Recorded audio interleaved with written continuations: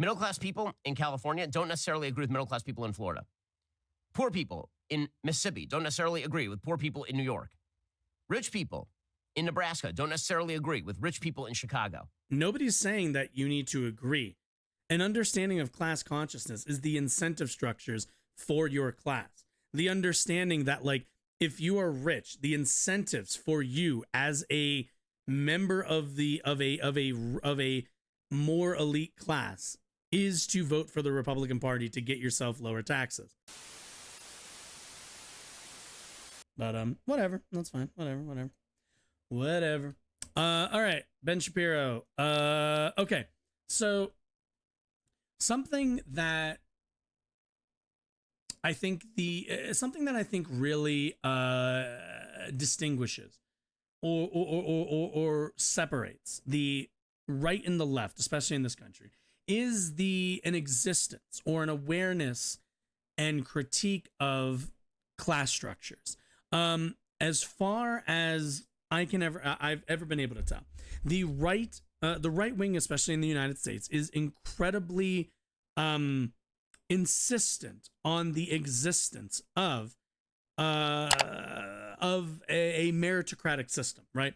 They believe and instill in people who they speak to and who they influence a understanding of the world that your success or your failure is based on your merit, and where you've ended up in life is due to how hard you worked or the quality of you as a person. And that there are not structures, there are not systems, there are not classes of individuals that delineate or separate Americans into, by, I guess, interests, one could say, that are kind of economically based. A good example of this is, they'll obviously mention like the elites, right? But it seems like the right only really has room or interest in kind of one kind of version of class consciousness, which is unpatriotic and patriotic, which those aren't classes. Those aren't really,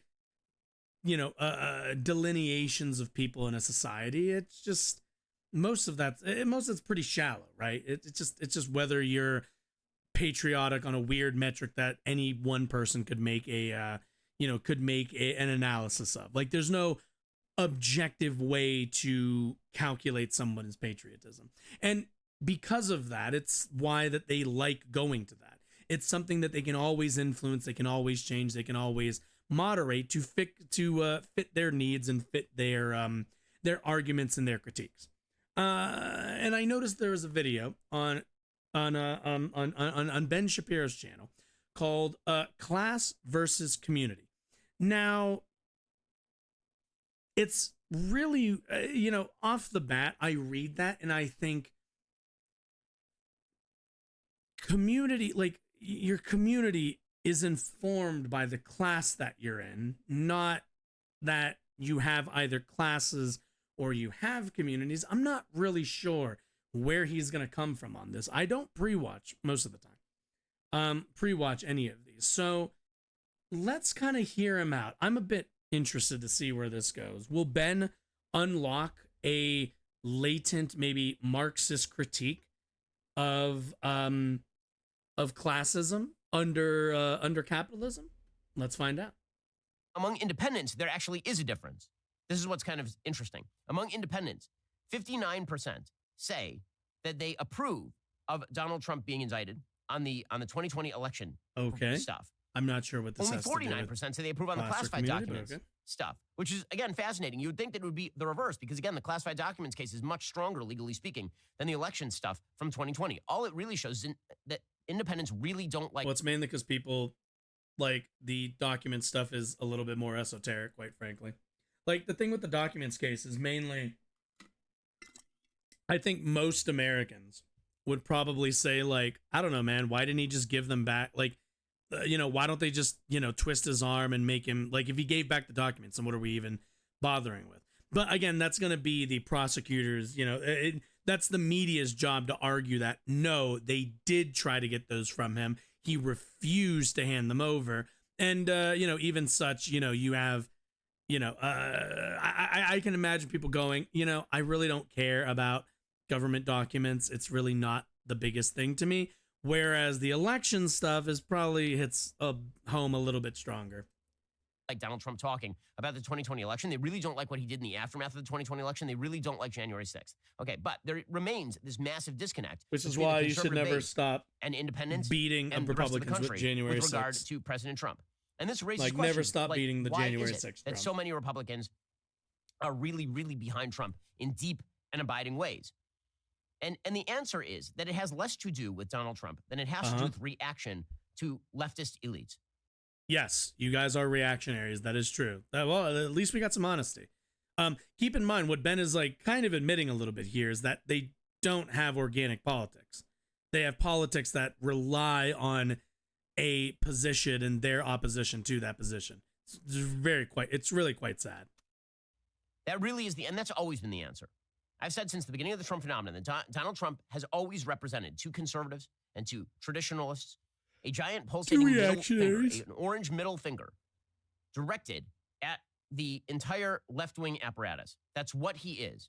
Right? The single best summation of the Trump phenomenon, which is true, is, and get ready here with the bleep button, Trump because you. Right? That has always been the appeal of Donald Trump. That was the appeal of Donald Trump in 2015, 2016. It was the appeal of Donald Trump in 2020. Because keep in mind, for a lot of Republicans, politics start and end with own the libs. Like a lot of Republican politics, especially since the advent of right-wing talk radio in the 90s, a lot of their politics has been just a campaign to bother, harass, or just otherwise annoy people of more liberal politics to them. Rush Limbaugh got to where he was at, got the success that he was able to attain, not because Rush Limbaugh was some kind of political genius, not because he had some understanding of the law and understanding of the country that gave him an insight into the American psyche. No, Rush Limbaugh got popular. Same with all the rest of these guys. They got popular because they pointed out and pointed a spotlight at people who didn't hold the same values as conservatives in the United States, and in the plainest speech possible said, "Fuck those people. They're un-American. They don't deserve any of what they have." He can't say it, but at the end of the day, he doesn't think that if you're anything left of conservative, you should have a voice in this country. At the end of the day, Rush Limbaugh and all the rest of those guys would, only want to live in a world where conservatives run everything. Now, Rush Limbaugh obviously took money from quite a lot of groups, and I'm sure was funded by some right-wing think tank. So I'm sure, he got money for, for doing all of that, and it paid off monetarily for him. But I don't think Rush Limbaugh was a grifter. Rush Limbaugh was such a just grotesque individual that there's no way he could be a grifter. Only a true believer went as far as Rush Limbaugh did. And thank God the man is dead. May he rot in hell. And it's even more the appeal of Donald Trump in 2023, 2024.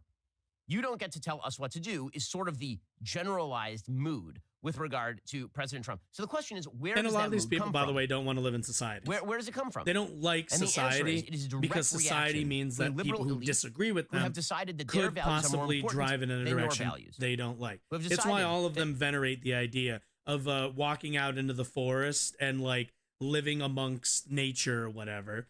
Even though most of them don't actually want or would survive doing any of that. There's only a select few who would be able to build their compounds in the middle of the forest or in the middle of the mountains, if you're here in Colorado. And only a few of those people would actually be able to do that. And, they're just isolationists. They're antisocial, and it's why they support fascist candidates. That their priorities are more important than your priorities. Nope, just that and your priorities are minoritarian. A group of people who could theoretically be called values traders. Okay? Because that's the thing, keep in mind. Ben Shapiro will say, It's because conservatives in America just feel like liberals don't care about their values. No, it's not that we don't care about your values. It's that there are more of us and less of you. And the way democracy works is by majority rule, which means if you don't like it, move. To all of the conservatives out there who don't like the direction the country's going, who don't like Megan Rapinoe in the soccer team, don't like any of this, doesn't think anybody's patriotic enough. Go. There's the fucking door, man. Get the fuck out then. You clearly have no interest in whatever version of America exists currently. So you can get the fuck out. At the end of the day, you're upset because your values aren't represented. But what you're upset about is that you're the minority, which means you don't get what you want all the time, almost any time. And you can either A, deal with it like an adult, B, argue and have some concrete arguments for why your way is better. Good luck with that, by the way. Or C, get the fuck out. Go. There's the door. You don't like America how it is now, then get the fuck out. There is no time machine to head back to the glorious 1950s that you all want. Okay, so get over it. To understand what exactly is going on here, you sort of have to think of the framework of history, broad read. Okay, so Karl Marx famously says at the beginning of the Communist Manifesto, along with Engels, he says, the history of all hitherto existing society is the history of class struggle. Yes. And this is wrong. Now, that phrase has shaped nearly every Can I get an explanation as to why that's wrong? Everybody ranging from Francis Fukuyama to the Marxist theorists of the early 20th century is shaped by the idea that everything is about class. Today's politicians, left and right, Bernie Sanders, and on the right, people like Tucker Carlson, very often tend to conflate issues that are values-laden with issues that are economic-laden. So the idea is that the forgotten man is actually the person who's being left behind by the new meritocracy, by the economy, that everything is about class conflict. And yes, because the idea is that, okay, I guess even somebody who doesn't, I've actually never read the Communist Manifesto, but I don't need to because I don't know, I'm just too smart for that, for that fucker Marx. I'm too ingenious for him. But if I were to synthesize the argument, or at the very least the framework, it's simply this, that there is classes within every single civilization. Go back and look at any civilization you would like. And there are classes of people. There are probably slaves. There are labor workers. There are owners of that labor. And there are, if we're talking in a feudalistic system, there are, there are feudal lords, or there are, there might be kings, there might be queens. But point is, man is not, as we create societies, what we create are classes of division. How we divide ourselves are by class, which usually fall along economic lines. If you are somebody who works with their hands, creates value through their labor, you are in a different class, a uniquely different class than the person who sells those items and owns the means of production. You are in two different classes. Same with if you are a slave, you are in a different class than the person who owns you. You are also in a different class of somebody who sells their labor.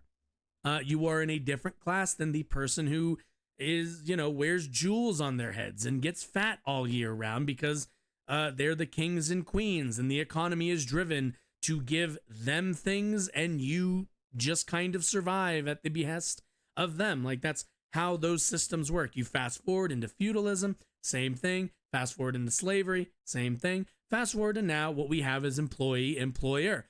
Sounded like a baby was crying. I don't know what that was about. But yeah, that's all it is that, like, throughout history, you see these very obvious class divisions that flow through every single kind of society. Not that, like, classes, not that it's the same in every society, but just that class division is going in class, what's the word I'm looking for? Class conflict will eventually like kind of stem from the inequalities intrinsic to each of those classes. That's the actual argument. If only we could redistribute, if only we could subsidize, we could do all of that and we could create solidarity again. All we would have to do is change the economic systems by which we live, and this would magically fix everything. But it's not true. Okay, so and what he's talking about, I'm assuming, is like Marxist theory of, seizing the means of production. You've heard the meme, which is simply saying that the people who work, the people who work with their labor should have a larger, more democratic role over the goods that they create. Meaning that if you're a pizza maker, if you're working at a pizza parlor, let's say, the person at the top who owns the building, who buys all of the flour, who buys the toppings, who buys the everything else, they get a certain return on everything that they're buying, right? They spend the money on the rent each month. They spend the money to buy all the ingredients, and then you, the laborer, through your labor, create the value of pizza. Through your hands, through your labor, you create pizza that then gets sold, and then that money gets divvied up between you, the owner, and the business. Now, what frequently happens is the owner takes a lot of that. The owner takes a percentage. The business takes a percentage, and you take a percentage of that. And what Marx's theory was that under the systems that we live under now, which is capitalism, the owner holds sole discretion over how that's divvied up. When you sell a pizza for $16, does it go $4 to the laborer, $4 to the business, $8 to the owner? Does it go $4 to the laborer, $8 to the business, $4 to the owner? The decision for how that profit is divvied up is left up to a single individual, the boss, the owner, the whatever that might be. But and the what did I say earlier? The tension in that is that owner isn't creating that value to be divided. They are only facilitating the creation of that, but they are not the sole creator of it. They are deciding how to divvy up value they themselves did not create. Certainly, no owner could continue to create value at the pace that they could by themselves. If you are a owner of a pizza shop, you can only, as a single individual, create so much value within one day's worth of work. And that's only sustainable for a very short amount of time. You wouldn't be able to run an entire pizza parlor in a suburb by yourself without needing the assistance of more labor workers to create enough value to actually pay all of your bills and give you a return on your investment. Without the workers, there is no return on investment. Without the workers, there is no profit. So, under Marxist theory, the division of the profits should be democratically decided upon, i.e., which, like, for him, I think was characterized by saying, seizing the means of production, meaning, the workers now own their labor, meaning they own a piece of the company. A democratic workplace is what Marx was, is what Marx advocated for, right? So, like, at the end of the day, all we're talking about is the workers having more of a say than the people who own the company, who just arbitrarily, because they had money at the beginning and was able to buy all these things, they get more of a say, more rights over your labor. And under capitalism, that's how it is. That's how it is under capitalism. You have more money, you get more control. You get to run a business that is authoritarian by its nature. And what Marx and what socialism, more specifically, I suppose, hopes to do is to introduce democracy, the democracy that we have in our governmental societal system, into the workplace. Every single day we live in a democracy, except every day that we clock in and out of a job. Every day you clock into a job, you leave your voice and your ability to influence and to drive where your labor goes at the door. Somebody else gets to decide that for you. And what socialism does is put that back in the hands of workers. An understanding of classism is necessary to understand the incentive structures for both groups. The CEO wants to do the least amount of work, aka spend some money and have your workers make you a bunch of money that then you divvy up mostly to yourself. Whereas the workers would like to create a functioning business so that all of them can strive and succeed. Certainly the owner would not be left out of this, but certainly the owner would be much closer. Their payments, their returns would be much closer to their input than it is now. You look how much CEO pay has risen, how much owner pay has risen over the last 20 to 30 years. You see a clear line. They give themselves raises every year and tell you that they can't afford raises. The history of existing society for all of human history has not actually been about class conflict. In fact, virtually no conflicts in the history of humanity have been fought purely over class. This is what World War I did to the Marxist idea. World War I completely defeated the Marxist idea. The Marxist idea in World War I is that there would be, Europe-wide, a class revolution to end World War I. In fact, the home of Marxist revolution was not supposed to be in Russia, which basically had no classes. It had like a group of a few elites, and then it had a giant proletariat. Yeah, that's called classes. Ben, that's called having two classes.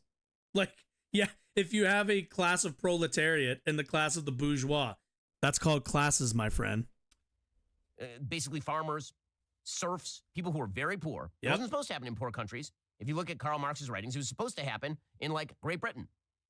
It was supposed to happen you're in richer see countries, it a lot more. Where the excesses of capitalism would eventually cause so much income inequality. Wait. No, Ben. As long as you have a class of the rich and a class of the poor, you have classes. They happen in every single version of society. In every version of society we've ever created, there are always the haves and the have-nots. And the only way, according to Marx, that we address that is through, socialism, Marxism, is through an understanding of class struggles and wealth inequality, that lower classes would rebel against upper classes. And thus, when World War I broke out, Marxists were utterly befuddled, because instead of the conflict breaking out between lower classes, middle classes, and upper classes, the conflict instead broke out between nationalities. It broke out over borders. And Germans, who were very poor, sided with Germans who were very rich to fight British people who were very poor and British people who were very rich. And it didn't. Okay, let me be clear. I have no idea about the history of if communists actually thought this. It kind of seems obvious that in times of war, especially when there are like sovereign nations that, especially by the time World War I comes around, the lines drawn between nations were a lot more concrete by the 19 teens than they were in, like, say, 100 years before that. 100 years before that, there were still a lot of conflicts over, over lands. Whereas, like, come the 20th century, there was, at the very least, I think a more concrete understanding of where borders, broke up land. Pollinate across class. Marx was wrong. World War I proved him wrong, but his idea continues to be the motivating factor. It's almost like nearly a war all thinking politically still, which is the idea that economic circumstances determine class solidarity. The solidarity of everybody in a country if they'd like to survive. And it's not true. Is that dark spot on your face still bugging you? What? What about the liver spots on your hands, neck, and chest? Well, you can watch those disappear safely and quickly in about 3 minutes. Stop it. Who is this for? I thought Ben was supposed to be like the wunderkind for the young. Why are we doing like an old people ad? No, seriously. I thought they appeal to young kids. New and current Pure Talk customers. Oh, Pure Talk just added data. Dude, come on. Big guys, community. Come on. Okay. Communities. Are we back? If we were going to rephrase Marx, what we would call the real answer to the driving force behind the real history answer. All right. is, in fact, community. Community Community of interest. What the fuck is community of interest? Okay. If we were going to rephrase Marx, what we would come up with is the history of all hitherto existing societies, the history of community struggles. Struggles between creedal communities, religious communities, people who have a common interest because they live together, because they share certain values. That is the real struggle that is taking place in America, and that is the real reason that Donald Trump is a representative of a particular class. He's not a representative of the lower classes, Donald Trump. Oh, no, my camera. Oh, wait, 1 second. Let me see if I can reset it. All right.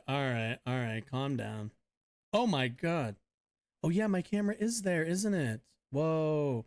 Well, now you know what the room looks like from a really different angle. Whoa, that's kind of cool. We're not sticking with that, but now you know what the room looks like from, now you know what it looks like with really bad lighting. Anyway, let's go back really quickly because that happened in the middle of his little history diatribe. Of community struggles. Struggles between creedal communities, religious communities. People who have a common interest because they live together, because they... Wait, okay. So let's think about this for a minute. So Ben Shapiro is positing that the struggle throughout humanity has been on religious grounds and communal grounds, which he's not wrong. We have always had religious struggles and tensions between religious groups, certainly, especially again in earlier centuries. But people of the same interests, how do we track people of the same interests exactly? Especially, how do you track people of the same interests? Maybe 1,000 years ago? How do we know that they had the same interests? Especially during something like especially during a time when conscripts was like, the order of the day. Do you think people were fighting, do you think everybody who fought in the Crusades, is a good example, were, crusaders for their respective religions? Or were some of them conscripted by the governments and forces that needed people to fight in their name? I don't know. Like maybe somebody can illuminate me on this, but throughout history, it hasn't been the rich going to fight wars all the time.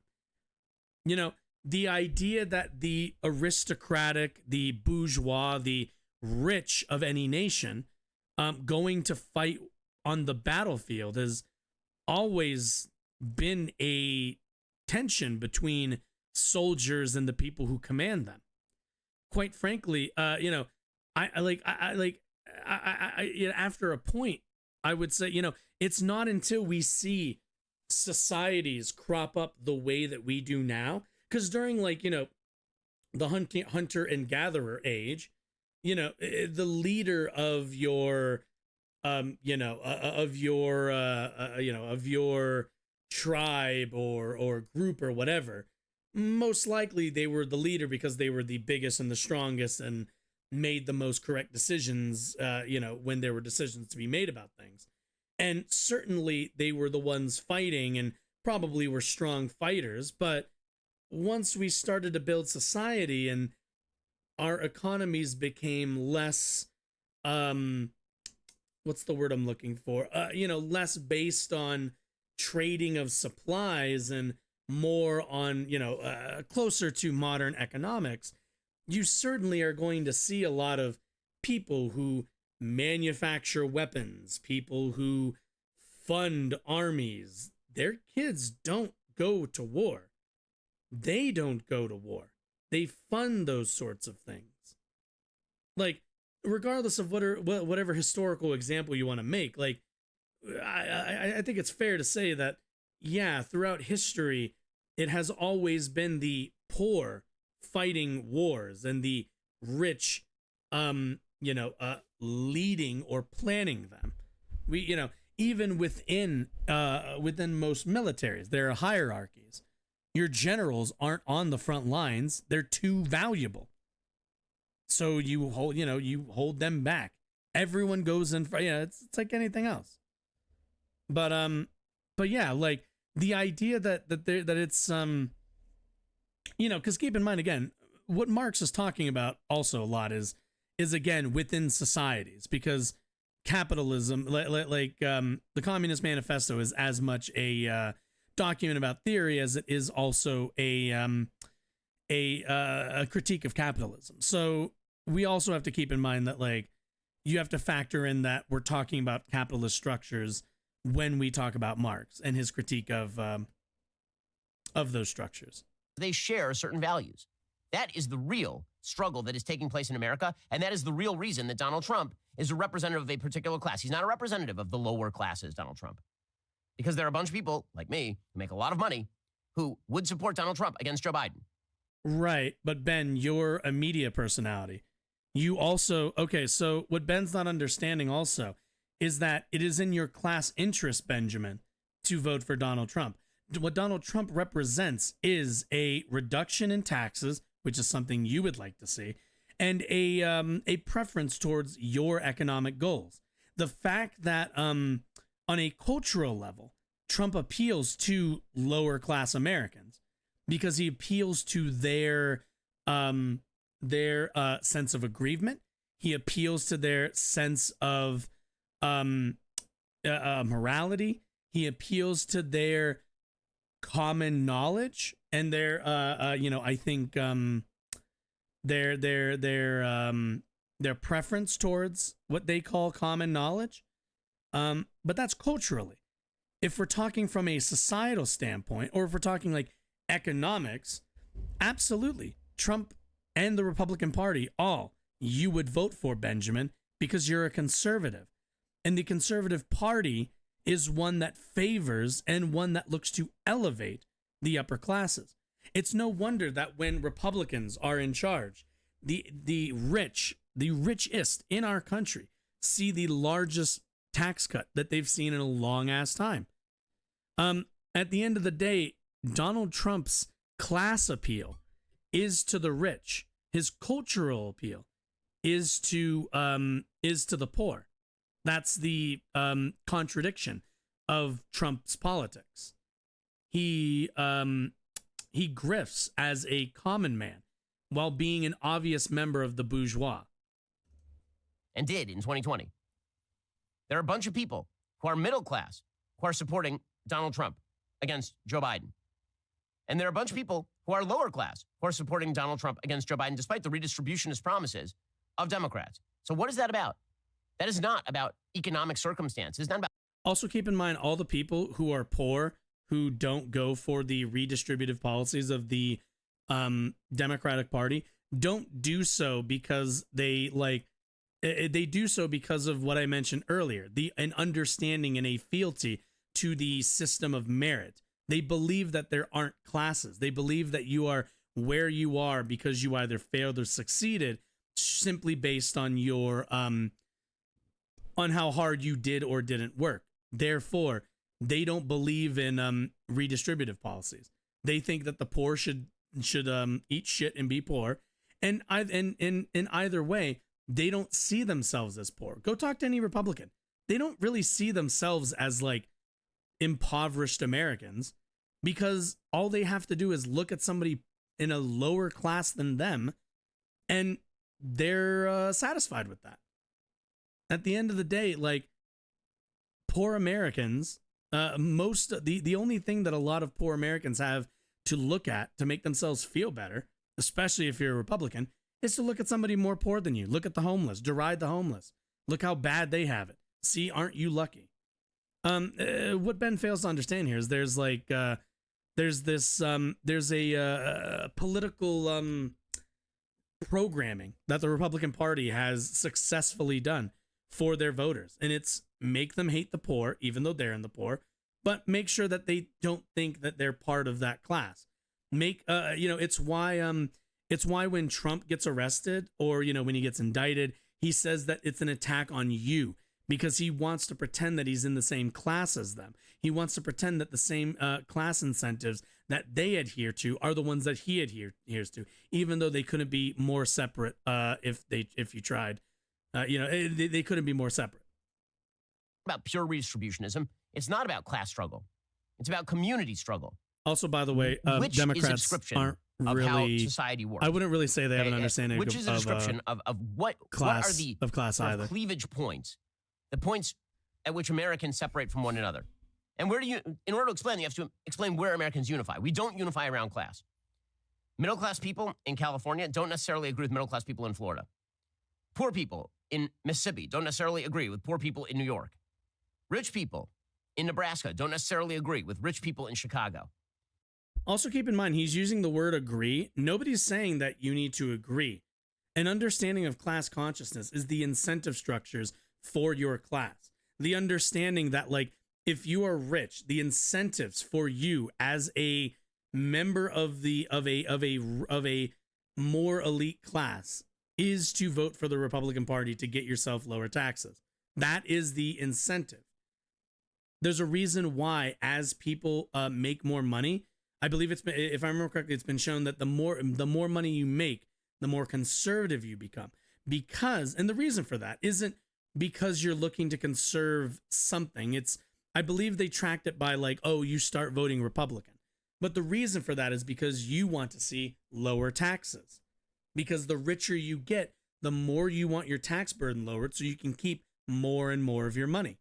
And the reason why poor people vote Republican, especially poor people in rural areas vote Republican, is because they've been given the misunderstanding that lower taxes are good for them. They think that if there was no taxes at all, their lives would be fixed. And the Republican Party has lied to them about that. Political education is what a lot of these people lack. And Ben Shapiro is trying to draw this like line, or try to draw this like, oh, see, we're not divided by class because people in California who are in the middle class don't agree with people who are in the middle class in Florida. Even though what he's comparing, what he's saying is people in the middle class in California. Who is he saying? Liberal Democrats. When he says middle class in Florida, who is he saying? Republicans. What he's saying is Republicans and Democrats, even though they're in the middle class, don't share the same class incentives, but they do. The higher up you go, even when you are a Democratic voter, the higher up you go on the tax bracket, the more hawkish you are on tax reform, the more you are going to be okay with tax cuts. Do you notice that like there aren't a lot of rich Democrats who are arguing for Medicare for all, who are arguing for college for all, who are arguing for any other policy that would require a tax increase? There's a reason for that.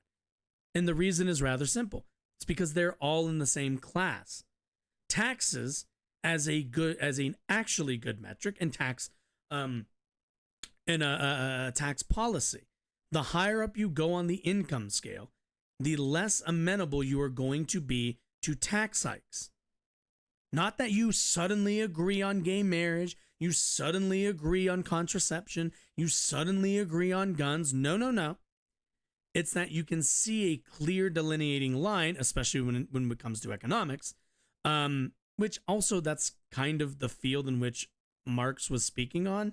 Like, I also feel like what Ben's talking about is like cultural issues and how like left and right don't agree on cultural issues, but that's also not what we're measuring. We're measuring economic policy agreement. But either way, like regardless of all of that, at the end of the day, what you see is the higher up you go on the income scale, the less amenable you are to tax hikes or to tax increases. Sorry. And that's because class incentives. So it's really not about class. It really is about communities of interest. Historically, that has often been religious community. If you're talking about historic wars, basically from the dawn of time until the Peace of Westphalia, virtually all war was religious in nature. Then afterward, it turned into nationalistic war. Yep. And now we are sort of back to religious war. As it turns out, wars are very rarely fought on the basis of pure economic ideals alone. And if it is, are you sure about that, bud? Because that's the entire basis for the Ukrainian war.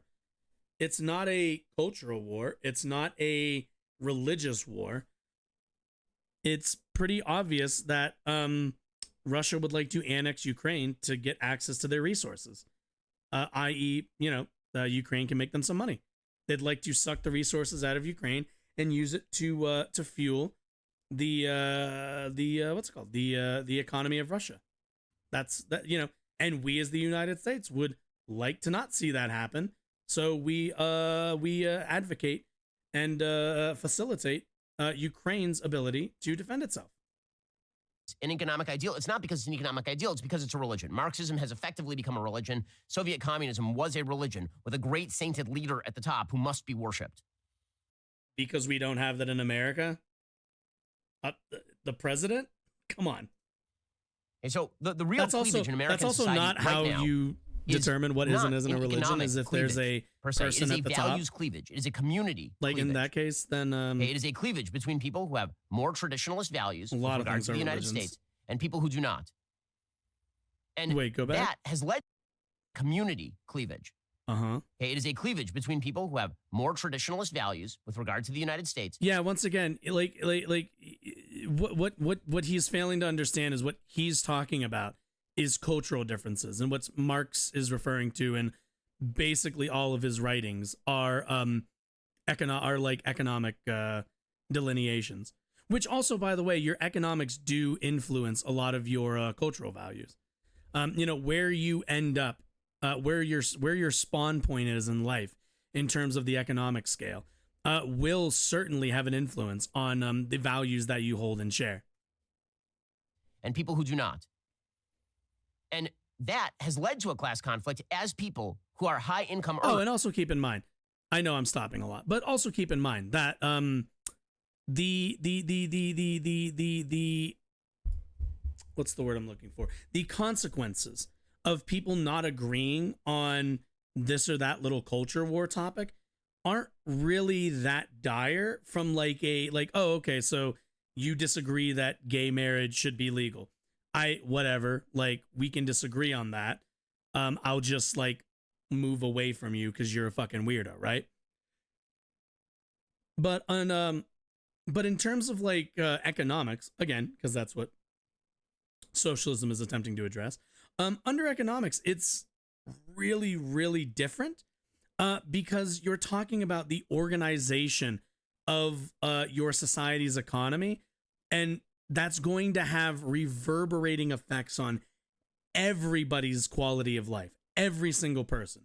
Not everybody has an opinion on this or that religious topic, but everybody has an opinion on, would you like to get would you like a higher quality of life or a lower quality of life? Everybody has an opinion on how they would like to live in the workplace, and amongst other things. At the end of the day, these cultural issues are wedge issues. What he's describing when he says these cleavages are wedge issues. Have essentially left behind their church and their community of interest and have formed a new community of interest with other people who earn. So we are now transmuting what were values conflicts into class conflicts, which is weird because, again, if you actually go over to Silicon Valley, widely perceived as a leftist hotbed, and I know tons of people in Silicon Valley, I talk with them regularly. If you actually go over to Silicon Valley and you talk to the heads of social media companies, the same people who are promoting diversity, equity, inclusion, environmental, social governance, those same exact people in their own homes, they are practicing conservatives. Do you want to know why? Would you like to know why? It's not because that they're grifters. It's not because of any of that. It's because, what did I say earlier? They make more money. They are more amenable to conservative values the older you get, or the higher up on the income scale you get. And and most of that comes from economics, because if you've become rich, what is the thing that you want to do? You want to preserve the system that got you there, which is why you stop challenging the system. You now become a defender of the system that made you rich. If you're and at the end of the day, what's funny is Ben thinks this is an example of what he's talking about. It's not. It's an example of class. They have entered into a different class after starting in probably a lower one. They then moved into the upper classes and have now adopted a more conservative, a more structural preference. It's pretty simple. You made it. So why change the system? Keep it exactly the way it is so you can continue to make money off of it. Those same people are married, been married for 20 years. They have kids. They don't let their kids play with the social media apps that they themselves create. The values they actually live out in their daily lives are fairly conservative. This is a point that Charles Murray makes in Coming Apart. To not, all the same people who are preaching. Is it conservative to not be on social media? Because very poor. The people who are the most online are conservatives. Like, you can't go on Twitter without finding some loser tweeting some right-wing nonsense. In society, who they see as essentially playthings of the gods being themselves. Those very same people live values that are much more consistent with conservative middle-class Americans, traditionalist Americans. And it's sort of a fascinating phenomenon. And keep in mind, they always want to use words like traditionalist because they don't want to say what it actually is, which is reactionary. It's reactionary politics. He said it earlier. Donald Trump, people like Donald Trump because he is a avatar of their reactionary mind.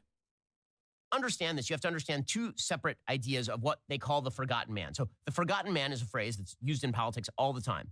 Like, who is the person at whom politics ought to be directed? The forgotten man, the person who is left behind. So who exactly is this forgotten man? That phrase was made famous originally by Franklin Delano Roosevelt back in... Okay. If it's an FDR quote, then I can almost guarantee you he's going to misrepresent it. So let me correct the record right now. The forgotten man is not what you need to do is privilege and center your politics around the people in which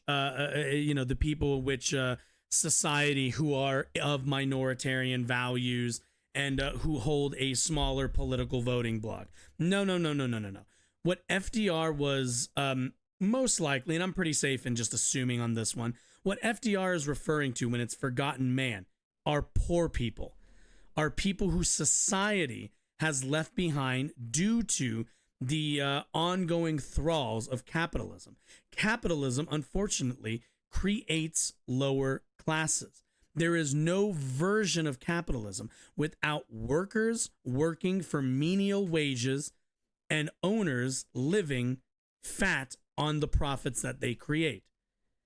And what FDR centered his politics around were the forgotten man, the man who had no power in the workplace and barely had a vote to himself. What FDR was channeling was the energy and was the incentives for the forgotten man, which at that time, especially when we're talking during the Depression, was like everybody.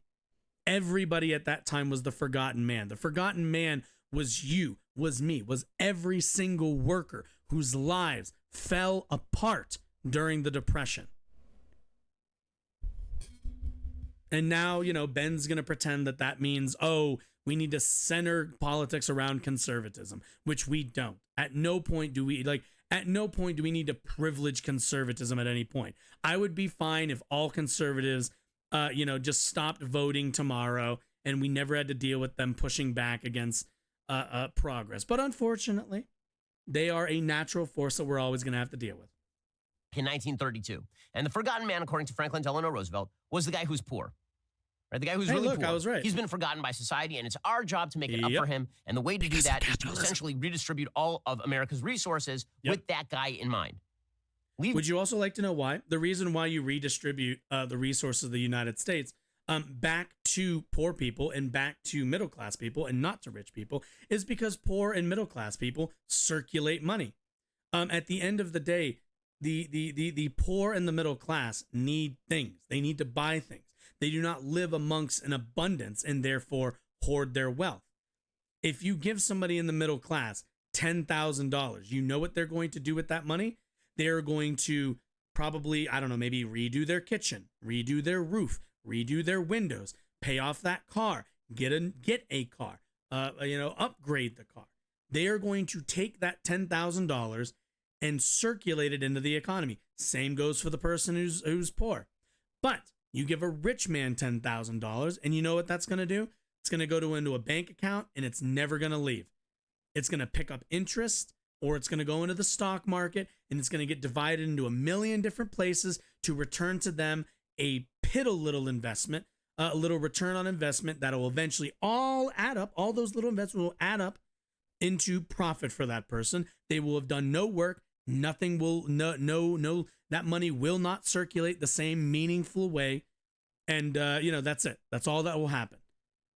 That is why, because the more money in the poor and working classes' hands, the more, the more swiftly and the more efficiently it will move through the economy, as opposed to, again, if you're rich, you just don't spend money. You don't have to. You already bought all the stuff you need. You don't live. You're not needing things. You just kind of, if I feel like it. Leave meritocracy behind. Leave the idea of performance behind. The person at the bottom of the spectrum is the person we ought to focus on. And this has defined Democratic Party policy for a very long time. You combine that on an economic level with the idea that liberal social policy ought to prevail, and that basically defines the Democratic Party today. So, according to Democrats, also keep in mind, again, Ben still thinks that somehow the Democrats today resemble anything of FDR's Democratic Party, which they don't. Keep that in mind. Forgotten man is the poor guy who must be given money and then preached to about the virtues of transgenderism and social justice. Are you tired of the lies and the twists of... Yeah. Okay, cool, yeah. So did you notice how that, like, the transgenderism and the woke stuff had nothing to do with any of that? That we spent a bit of time talking about economics, mentioned Karl Marx in the Communist Manifesto, by the way, an economic model, and then spent the rest of the time talking about like cultural differences and everything else.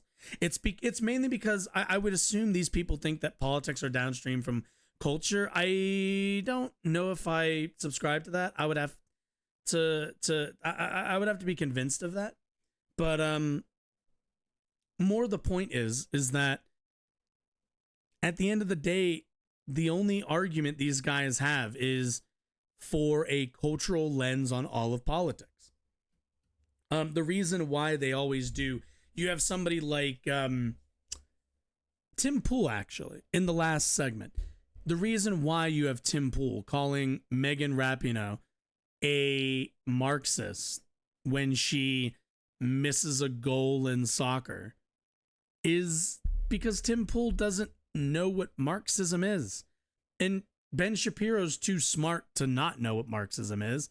So he explains it really quickly and then pivots to talk about cultural issues, because that's kind of all Ben's concerned with, is conservative culture war nonsense. And same with Tim Pool. None of these people are concerned with, if you're a conservative out there, with your paycheck, with your ability to put food on the table. What they care about is the elimination, the ostracization of people who aren't like them, which is to say gay people, trans people. For Ben Shapiro, it's non-Jews and non-Christians. For Tim Pool, it's whoever gives him money's religion, and then he'll hate the other group. At the end of the day, like, their goal here is just to turn socialism, turn Marxism into a cultural, a cultural slogan or a cultural term, when it's not. It's pretty clearly attempting to explain the contradictions within capitalism and offer an alternative vision for the way that we divide labor and run all of our economies. But like I said, at the end of the day, they're not worried about your paychecks. They, you might not be able to pay your rent, but hey, there's a trans person that you don't have to use the proper pronouns for, and that should help you sleep more. And it's why, again, they are and will always be a minoritarian party. They will never be a majoritarian party for as long as they focus exclusively on culture war issues. And, I'm not going to sit here and say that, cultural issues aren't important. They absolutely are. And every time I get on here, I do some kind of pushback to the cultural outrage of guys like this, because that stuff is important. But when we talk about the how we organize society and how we understand how to organize the society. It's important to, at least to me, that there's an understanding of class and an understanding of the incentives at the heart of whatever class you might fit into. Because without those, you don't really know what good policy is and isn't. If you're writing policy for people in the lower classes and you don't have an understanding of the pressures, incentives, contradictions of being in that class, you're not going to write good legislation. We see Democrats do it all the fucking time. They pretty consistently write legislation that is supposed to help people in the lower classes, but nonetheless fall short because there's too many disqualifying factors that will leave people behind. But such is life, such is life. The thing that they tell, like at the end of all YouTube videos where they tell you to like click on one of these like things to watch more videos. Yeah, I've been meaning to film one of those. So that's what I was doing. I was just setting it up to film one.